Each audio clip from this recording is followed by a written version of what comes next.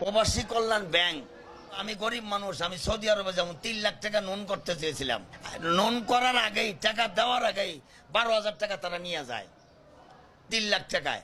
আর যা চায়, এ যারা হাজার হাজার কোটি টাকার জমি নেয়, বাপের ফয়তার কাপড়টা বন্ধ চায়। এটা তো দেশের কালচার না।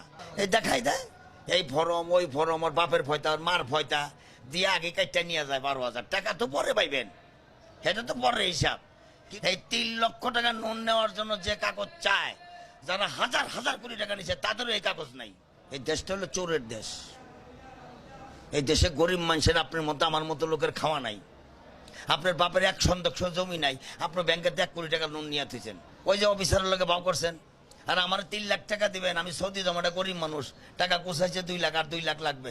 এরপর আরেকটা জিনিস চাই, টাকা নেওয়ার আগে সরকারি ব্যাংকে চাকরি করে এর মধ্যে কর্মকর্তার সিগনেচার লাগবে, ওই কর্মকর্তার 3টা ব্ল্যাঙ্ক চেক লাগবে। মানে যেটা বললাম, ওদের বাপ মার ফয়তার কাপড় সহ চায় ওরা। আপনি হ্যালো লোক আছে একজনের, প্রধানমন্ত্রীর লোক, আপনি চাইলে ভুয়া কাগজ ডাবল করে হাজার হাজার কোটি টাকা নিয়ে যাচ্ছেন।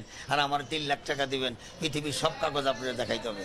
টাকা নেওয়ার আগে 12,000 নিয়ে যাচ্ছেন।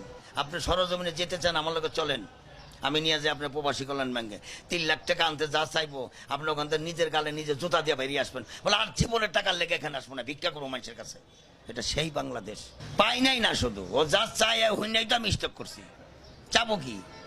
চাওয়ার আগেই তো নিয়ে যাচ্ছে 12,000। এই ফরম ওই ফরম, এই ফরম ওই ফরম। তারপর ওই যে সরকারি কর্মকর্তা, মনে করেন আমি গরিব মানুষ, আমি অ্যাকাউন্টারে চাকরি করি, আমি বিদেশ যেমন নিয়ত করছি, আমার 3 লাখ টাকা লাগবো। আমার তো সরকারি কোনো লোক নাই ভাই, আমার তো সরকারি কোনো অফিসার নাই, তাহলে আমি তো টাকাটা পাচ্ছি না। আর আপনি সরকারি একজন কর্মকর্তার ব্ল্যাঙ্ক চেক আপনি তো গভীরতা আত্মীয়তা ছাড়া দিবেন না, দিবে কেউ? তা আমার তো নাই। তাহলে শুধু শুধু মানুষকে হয়রানি করা, এই প্রবাসী কল্যাণ ব্যাংক দিয়া মানুষকে ধোকা দেওয়া না, এই সমস্ত দুর্নীতি বন্ধ করেন ভাই। এই 3 লাখ টাকার নামে মানুষকে আর হয়রানি করেন না।